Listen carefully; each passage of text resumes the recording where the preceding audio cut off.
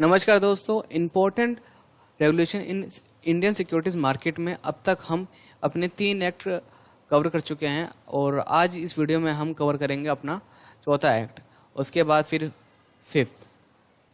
तो चलिए आज हम स्टार्ट करते हैं हमारा 4th एक्ट।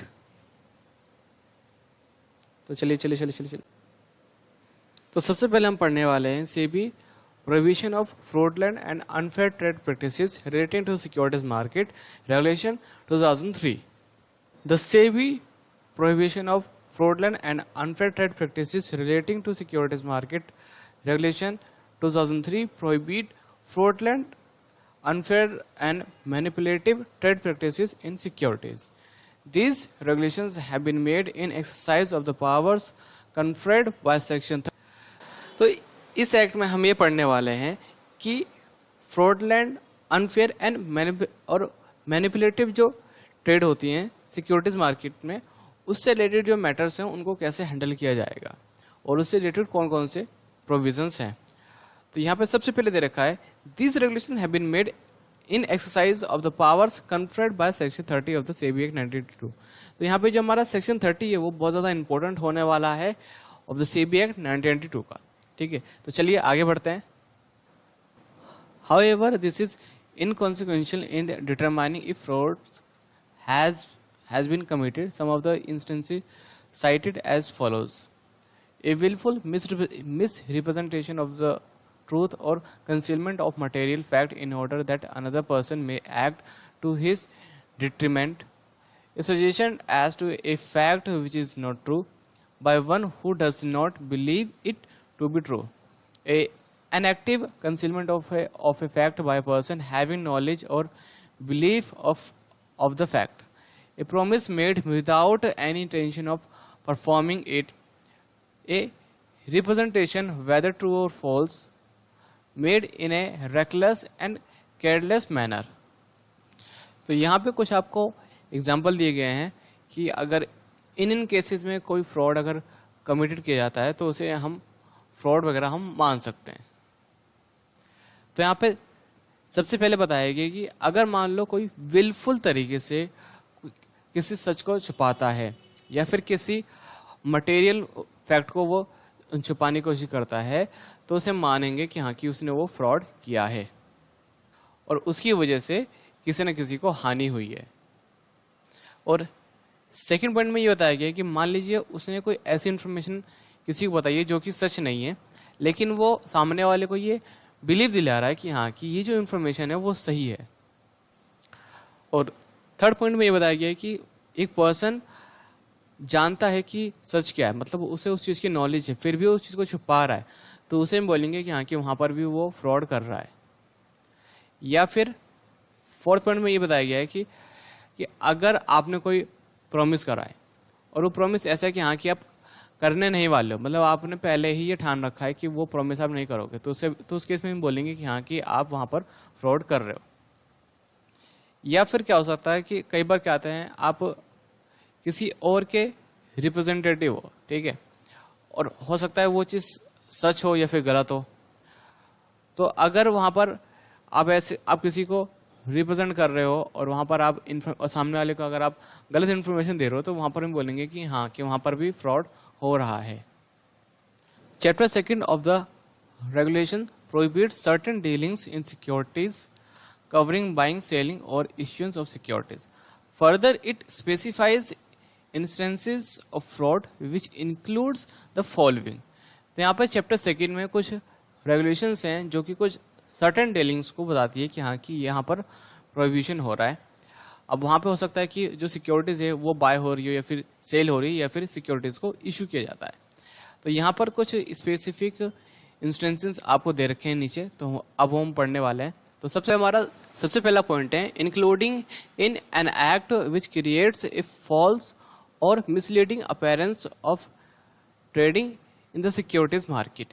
यानी कोई एक ऐसा काम करना या फिर कोई एक मैसेज किसी को पास करना जो कि फॉल न्यूज़ मार्केट में पहुंचाती है ताकि आप सिक्योरिटीज में ट्रेडिंग कर सके। तो नाउ सेकंड पॉइंट है हमारा, dealing in a security which is not intended to effect a transfer of beneficial ownership but to serve only as a device to inflate or depress or cause fluctuations। तो यहाँ पे ये बताया गया है कि या फिर आप कोई एक ऐसा काम कर रहे हो जिसकी वजह से एक सिक्योरिटी की जो ऑनरशिप है वो ट्रांसफर नहीं हो रही है, बट उस काम की वजह से क्या हो रहा है कि आप एक ऐसा डिवाइस या फिर आप ऐसा कुछ क्रिएट कर रहे हो ताकि जो सिक्योरिटी है, लेकिन यहाँ पर ये जो प्रॉफिट और जो लॉस है वो उस एक्ट के वजह से हो रहा है। तो यहाँ पे मैं अगर सिंपल लैंग्वेज बोलूँ कि अगर आप कोई एक ऐसा एक्ट कर रहे हो जिसकी वजह से सिक्योरिटी ट्रांसफ़र नहीं हो रही, मतलब उसकी ओनरशिप ट्रांसफ़र नहीं हो रही, लेकिन आप एक कॉज बन गए हो और उसकी वजह से क्या हो रहा है कि जो सिक्योरिटी की जो प्राइस है वो ऊपर और नीचे।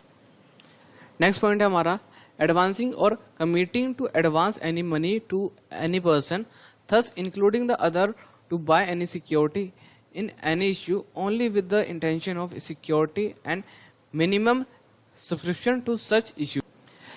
तो यहाँ पर ये बताया गया कि हो सकता है कि आप किसी पर्सन को आप मनी एडवांस में दे रहे हो या फिर आप कमिट कर रहे हो कि हाँ कि मैं आपको पैसा दूंगा, लेकिन वहाँ पर एक कंडीशन है कि वहाँ पर आप उसको फोर्स कर रहे हो कि वो एक सिक्योरिटी वो बाय करे, ठीक है। और वहाँ पर वहाँ पर आप कंडीशन में डाल रहे हो कि कम से कम उसको इतने ही शेयर उसको बाय करने हैं। और नेक्स्ट पॉइंट है हमारा पेइंग, ऑफरिंग और agreeing to do either directly और indirectly to any person any money और moneys worth for inducing such person for dealing in any security with the motive of inflating, depressing, maintaining or causing fluctuation in the price of such security। यानी कि या तो आप किसी person को आप money पे कर रहे हो या फिर उसको ऑफर कर रहे हो या फिर उसके साथ आप एग्री कर रहे हो, ठीक है, कोई एक ऐसा एक्ट करने के लिए, अब वो चाहे वो डायरेक्टली हो चाहे वो इनडायरेक्टली हो, ठीक है। अब होने क्या वाला है कि अब उस एक्ट की वजह से जो सिक्योरिटी है उसका प्राइस या तो ऊपर जाएगा या फिर नीचे आएगा, मतलब कि उसमें कुछ ना कुछ चेंज आएगा, और वो आप इसलिए कर रहे हो ताकि आपको उससे बेनिफिट हो। तो यहाँ पर हम कह सकते हैं कि हाँ कि यहाँ पर आप एक फ्रॉड करने की आप कोशिश कर रहे हो। नेक्स्ट है हमारा एनी एक्ट और omission which is tantamount to a manipulation of the price of a security. यानी कि कोई एक ऐसा एक्ट या फिर कोई एक ऐसी ओमिशन जो कि मतलब जिसकी वजह से सामने वाले को ऐसा लग रहा है कि हाँ कि सिक्योरिटी में कुछ मैनिपुलेशन हो रहा है, तो उसे भी हम बोलेंगे कि हाँ कि वहाँ पर भी आप एक फ्रॉड करने की कोशिश आप कर रहे हैं।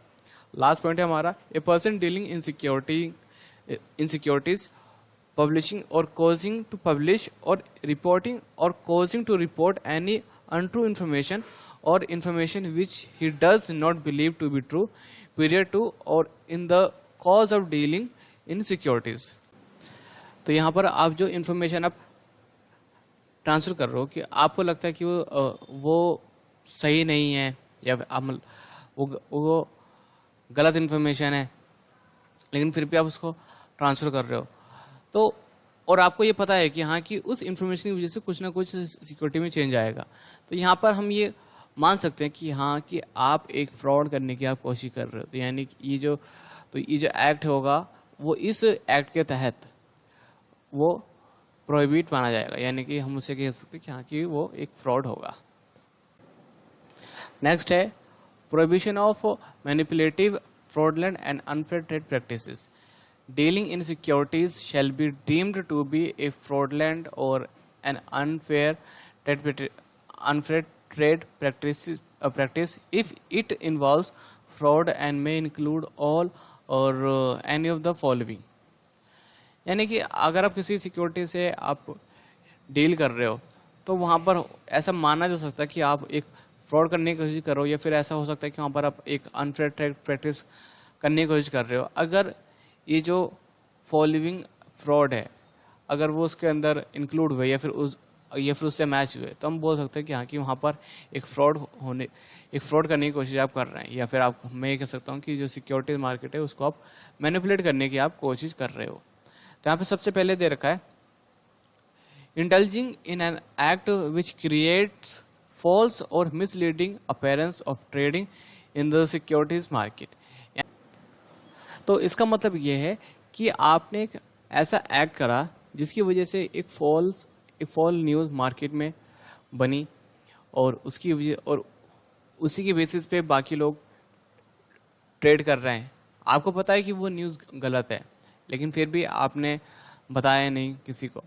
तो यहाँ पे हम कह सकते हैं कि यहाँ पर आप उस पर्टिकुलर स्टॉक को आप मैनिपुलेट करने की कोशिश आप कर रहे हैं। और नेक्स्ट पॉइंट है हमारा dealing in a security not intended to effect transfer of beneficial ownership but intended to operate only as a device to inflate, depress और cause fluctuation in the price of such security for wrongful gain और avoidance of loss. तो इसके बारे में भी हम ऊपर हम पढ़ चुके हैं और ये हमारे जो नेक्स्ट पॉइंट है वो भी ऊपर ही है, तो यहाँ पर इसे पढ़ने कोई फ़ायदा नहीं है। आगे बढ़ते हैं। बाकी जो हमारी ये भी पॉइंट है ये भी सेम हम ऊपर पढ़ चुके हैं, तो इसे भी यहाँ पे कोई पढ़ने का हमारा कोई मोटिव नहीं बनता है। सो यहाँ पे कुछ आपके लिए नया है। तो पहला यहाँ पे हमारा पॉइंट है entering into a transaction in securities without intention of performing it or without intention of change of ownership of such security। यानी किसी सिक्योरिटीज़ की जो ट्रांजेक्शन है उसके अंदर आप एंटर कर रहे हो, लेकिन वहाँ पे जो इंटेंशन है आपकी वो ये नहीं है कि आपको जो ऑनरशिप है वो चेंज करना है।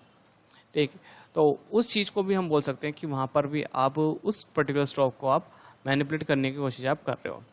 नेक्स्ट हमारा सेलिंग, डीलिंग और प्लेजिंग ऑफ स्टोलन और counterfeit security whether in physical और डेमेटलाइज फॉर्म।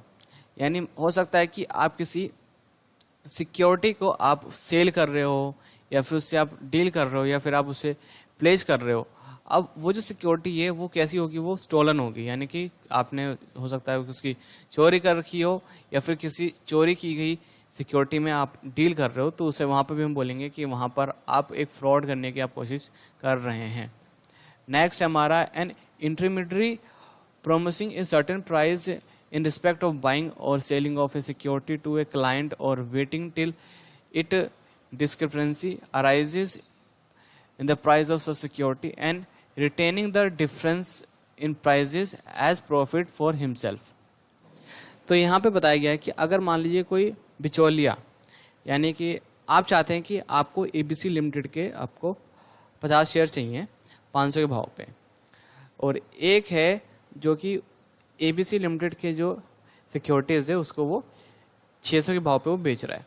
अब जो बीच वाला जो बंदा है, यानी जिससे आप वो शेयर खरीदने वाले हो, अभी उसके पास वो शेयर है नहीं, लेकिन वो क्या कर रहा है, वो आपको प्रॉमिस कर रहा है, वो कह रहा है कि हाँ कि मैं आपको ये शेयर आपको मैं इस प्राइस पे मैं आपको दे सकता हूँ। ठीक है, लेकिन यहाँ पर वो वेट कर रहा है कि वो थोड़ा सा पैसा आपसे भी कमा सके और सामने वाले से भी कमा सके। तो हो सकता है कि वो सामने वाले से वो 600 पे ले ले, ठीक है, और आपको दे दे वो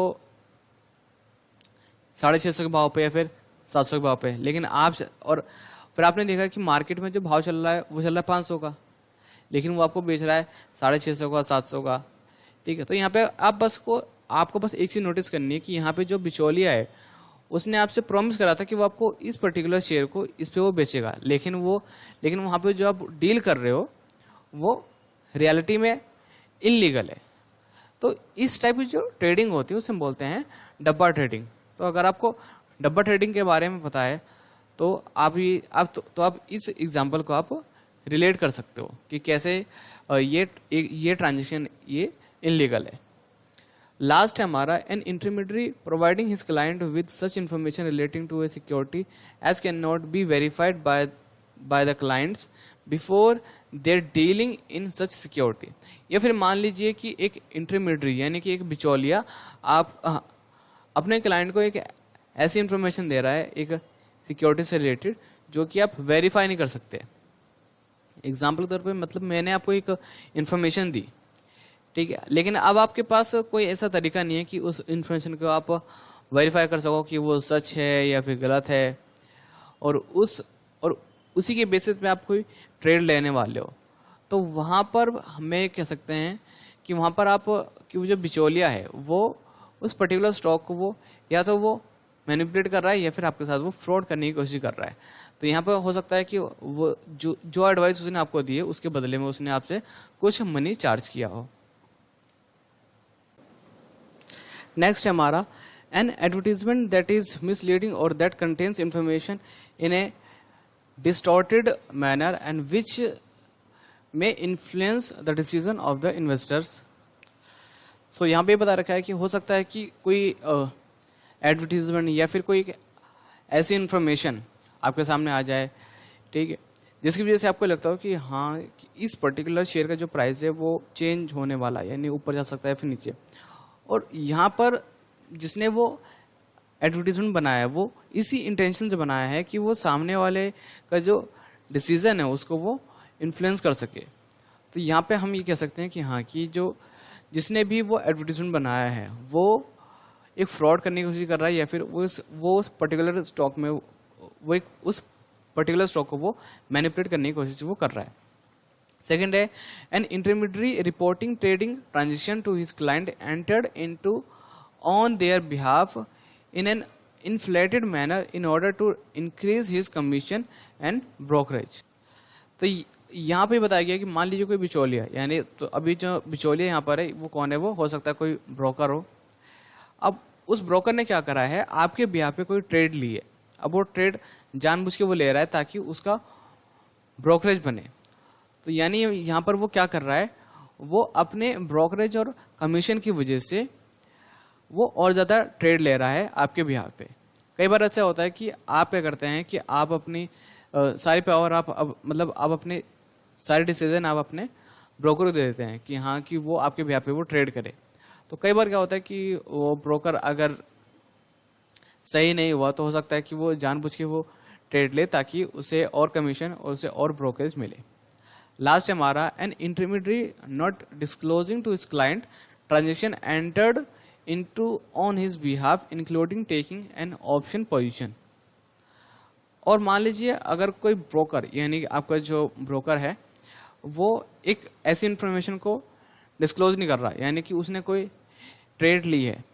अब हो सकता है वो चाहे वो इंट्राडे के लिए हो चाहे वो डिलीवरी के लिए हो। अब उसने आपको इन्फॉर्म नहीं किया कि हाँ कि मैंने ये ट्रेड ली है, क्योंकि डीमैट और ट्रेडिंग अकाउंट आपका है। तो आपको ये पता होना बहुत ज़रूरी है कि जो आपका जो ब्रोकर है वो आपके भी यहाँ पे वो किन किन सिक्योरिटीज़ में वो ट्रेडिंग या फिर वो किन किन केस में वो आपके भी यहाँ पे वो ट्रेडिंग कर रहा है। तो अगर इस चीज़ की इन्फॉर्मेशन वो आपको नहीं देता है तो उसका मतलब क्या है कि वो फ्रॉड करने की कोशिश कर रहा है आपके साथ।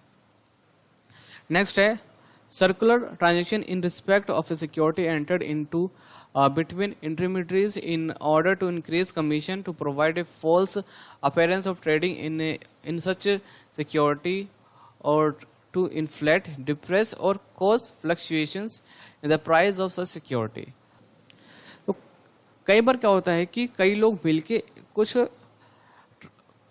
एक पर्टिकुलर सिक्योरिटी में वो लोग ट्रेडिंग करते हैं ताकि उस पर्टिकुलर जो स्टॉक है उसका प्राइस या तो बढ़े या फिर घटे। यानी देखिए कई बार क्या होता है कि अब 5-6 लोग मिल गए और वो काफ़ी ज़्यादा क्वांटिटी में उस पर्टिकुलर शेयर का उस एक पर्टिकुलर शेयर को वो बाय कर रहे हैं काफ़ी हैवी क्वांटिटी में। तो वहाँ पे क्या होता है कि उस शेयर का प्राइस वो बढ़ जाता है। तो जैसे उस शेयर का प्राइस बढ़ जाता है और बाकी जो इन्वेस्टर है मार्केट में जैसे वो उतरते हैं तो उसी टाइम पे वो लोग उस शेयर को वो बेच देते हैं। तो अब वहाँ पर क्या है कि वहाँ पर वो ट्रांजेक्शन वो लोग इसलिए कर रहे थे ताकि उस शेयर का प्राइस बढ़ जाए और जब प्राइस बढ़ जाएगा तो उसको वो सेल कर दें। तो इस टाइप की जो ट्रांजेक्शन है वो इसीलिए की जाती है ताकि लोगों के साथ वो फ्रॉड कर सके। तो हो सकता है कि जो आपका इंटरमीडियरीज है वो भी ऐसी कोई ट्रांजेक्शन कर रहा हो ताकि उसका कमीशन और ज़्यादा बने। नेक्स्ट है हमारा encouraging the clients by an intermediary to deal in securities slowly with the object of enhancing its brokerage और commission। कई बार क्या होता है कि जो ब्रोकर होते हैं वो आपको इनकरेज करते हैं कि आपको इस एक पर्टिकुलर स्टॉक में आपको बाइंग सेलिंग आपको करनी चाहिए। अब वहाँ पर हो सकता है कि उनका मेन ऑब्जेक्टिव ये हो कि वो ब्रोकरेज और कमीशन वो और ज़्यादा जनरेट करना चाहते हैं। तो अगर ऐसा कुछ केस है तो यहाँ पे हम कह सकते हैं कि वो आपके साथ एक फ्रॉड करने की कोशिश कर रहे हैं। लास्ट है हमारा एन इंटरमीडियरी प्रीडेटिंग और otherwise falsifying records such as contract notes. तो इसका मतलब ये है कि कई बार क्या होता है कि जो आपका ब्रोकर है या फिर जो इंटरमीडियरी है वो एक आपको फॉल्स न्यूज़ आपको पास कर देता है। वो रियलिटी में होती नहीं है, बस वो आपको पास कर देता है। जैसे कि आप सिक्योरिटीज़ में जब बाई सेलिंग करते हो तो आपके पास कॉन्ट्रैक्ट नोट आता है, तो हो सकता है कि उसके अंदर वो कुछ चेंज कर दे, यानी कि कुछ सिक्योरिटीज़ को वो गायब कर दे वगैरह वगैरह। ठीक है, तो इन केसेस में हम कह सकते हैं कि हाँ कि आपके साथ फ्रॉड होने की कोशिश हो रही है। नेक्स्ट है एन इंटरमीडियरी बाइंग और selling security in advance of A substantial client order or whereby a futures and or option position is taken about an impending transaction in the same or related future and option contract. Planting false or misleading news which may induce sale or purchase of securities, mis-selling of units of a mutual funds scheme. Mis-selling means sale of units of a mutual fund scheme by any person directly or indirectly by making false or misleading statement or concealing or omitting material facts of a scheme or concealing the associated risk factors of the scheme or not taking responsible care to ensure suitability of the scheme to the buyer. Illegal mobilization of funds by sponsoring or causing to be sponsored or carrying on or causing to be carried on any collective investment scheme by any person. तो यहाँ पर सबसे पहले ये बताया गया कि कई बार क्या होता है कि जो आपका इंटरमीडियरी है वो आपके ब्याह पे जो फ्यूचर एंड ऑप्शन है उसके अंदर भी ट्रेडिंग लेता है, या फिर हो सकता है कोई और ट्रेड वो ले रहा हो। ठीक है, तो यहाँ पर अगर कुछ ऐसा है, मतलब वो ट्रेडिंग इसलिए कर रहा है ताकि उसका कमीशन या फिर जो ब्रोकरेज है वो काफ़ी ज़्यादा बढ़े, तो वहाँ पे हम कह सकते हैं कि हाँ कि वहाँ पर वो एक फ्रॉड करने की कोशिश कर रहा है, जैसे कि हम पहले पढ़ चुके हैं। लेकिन बस यहाँ पर एक डिफरेंस ये होगा, जैसे कि हमको पता है कि जो सिक्योरिटीज़ का जो प्राइस है वो इम्पैक्ट डालता है फ्यूचर एंड ऑप्शन पे, यानी फ्यूचर एंड ऑप्शन का जो प्राइस है वो उस पर भी एक इम्पैक्ट डालते हैं। तो हो सकता है कि वो जो ट्रांजेक्शन है वो उस वजह से ली जा रही हो। नेक्स्ट यहाँ पे बताया गया है कि हो सकता है कि फॉल्स न्यूज़ वगैरह मार्केट में लोगों को दी जा रही हो, या फिर कोई एक ऐसा पर्सन है जो कि मार्केट में हर किसी को एक फॉल्स न्यूज़ पहुंचा रहा है ताकि उस पर्टिकुलर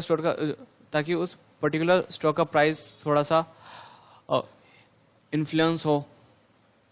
यहाँ पे हमारा नेक्स्ट पॉइंट है miss selling of units of a mutual fund scheme. यहाँ पे मिस सेलिंग का मतलब क्या है? कई बार ऐसा होता है कि आप एक इंफॉर्मेशन के बेसिस पे आप ये सोचते हो कि ये स्कीम बहुत अच्छा परफॉर्म करेगी, तो आप क्या करते हैं कि उस म्यूचुअल फंड स्कीम के जो यूनिट्स हैं आप वो बाय करने लग जाते हैं। तो वहाँ पर आप उस म्यूचुअल फंड स्कीम के यूनिट्स जो आप बाय कर रहे हो वो किस बेसिस पे आप बाय कर रहे हो? उस पर्टिकुलर न्यूज़ की वजह से। तो यहाँ पर क्या हुआ कि उस पर्टिकुलर न्यूज़ ने आपको इन्फ्लुएंस करा है, तभी आप उस म्यूचुअल फंड स्कीम के जो यूनिट्स है आप बाय कर रहे हो। तो इसी चीज़ को हम यहाँ पे बोलेंगे mis selling of units of a. और लास्ट में हमें बता रखा है कि आप अगर कोई पर्सन इलीगल तरीके से पैसे को वो इकट्ठा करता है, ठीक है, ताकि वो एक पर्टिकुलर स्कीम में लगा सके, या फिर आपको वो ये बोलता है कि हाँ हमने एक स्कीम स्टार्ट करी है, ठीक है, और उस स्कीम में क्या है कि आप 100 रुपये भी लगा सकते हो, 200 रुपये भी, मतलब उसके अंदर लिमिट नहीं है। और वो क्या करेगा, वो आपके ब्याह पे वो इन्वेस्टमेंट करेगा। तो यहाँ पर क्या है कि उस पर्सन ने आपसे इलीगल तरीके से पैसा इकट्ठा किया है। तो इस तरीके की जो ट्रांजेक्शन। नेक्स्ट पॉइंट है हमारा इसी एक्ट में investigation. Chapter 3 of the SEBI unfair trade practices regulation 2003 relates to investigation of transactions of the nature described above, in particular under Regulation 8(1), it shall be the duty of every person who is under investigation to produce books, accounts, and documents that may be required by the investigating authority, and also to furnish statements and information that is sought, to appear before the investigating authority personally when required.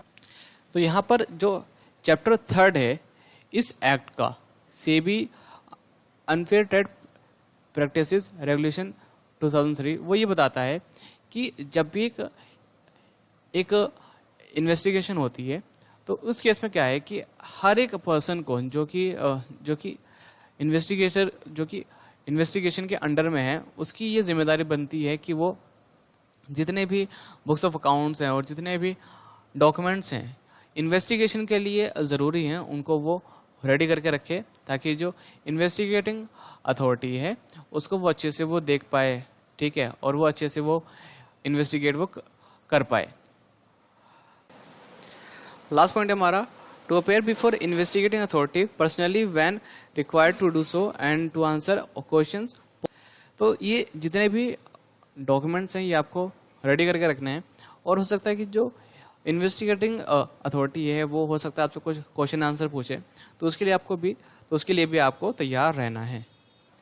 Next हमारा, SEBI में without prejudice to the provisions contained in subsection 1 second A and 3rd of the section 11 of section 11B of the SEBI Act by an order in the interest of the investors and the securities market issue or take any of the following actions or directions, either pending investigation or inquiring or on completion of the investigation or inquiry, namely restrain persons from assessing the securities market, impound and retain the proceeds or securities in respect of any transaction which is in violation or prima facie in violation of these regulations।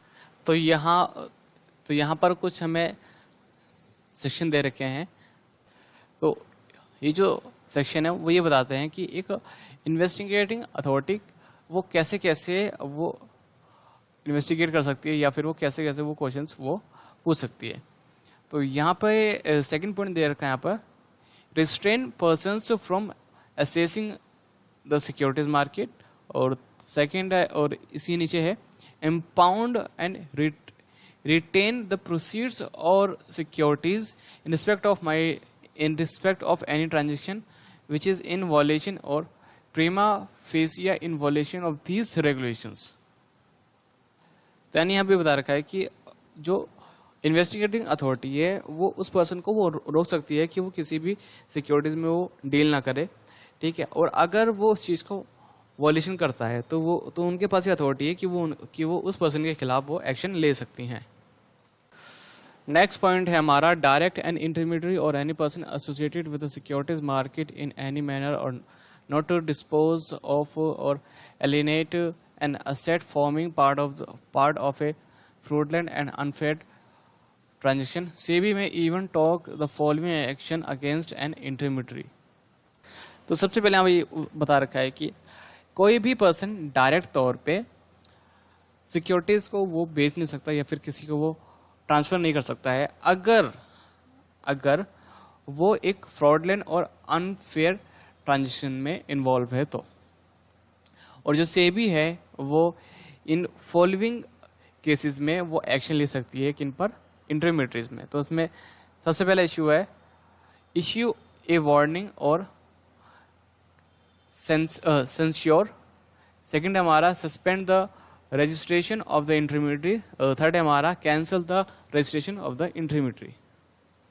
यानी सबसे पहले चीज वो उनको warning दे सकती है, दूसरा हो सकता है कि उनका जो लाइसेंस है यानी जो उनका रजिस्ट्रेशन है वो हो जाए सस्पेंड, और थर्ड या फिर जो उनका रजिस्ट्रेशन है वो हो जाए कैंसिल। तो आज के लिए बस इतना ही, मिलते हैं नेक्स्ट वीडियो में। अगर आपको हमारी ये वीडियो पसंद आई है तो आप हमारे इस यूट्यूब चैनल को करें सब्सक्राइब और इस वीडियो को एक लाइक दें, और अगर आपका कोई भी सजेशन है इस वीडियो से रिलेटेड तो आप हमें कमेंट बॉक्स में कमेंट करके आप हमें बता सकते हैं, या फिर अगर आपका कोई क्वेश्चन है तो आप हमें व्हाट्सअप कर सकते हैं, फिर मेल कर सकते हैं, या फिर अगेन आप हमें कमेंट बॉक्स में कमेंट करके आप हमें बता सकते हैं।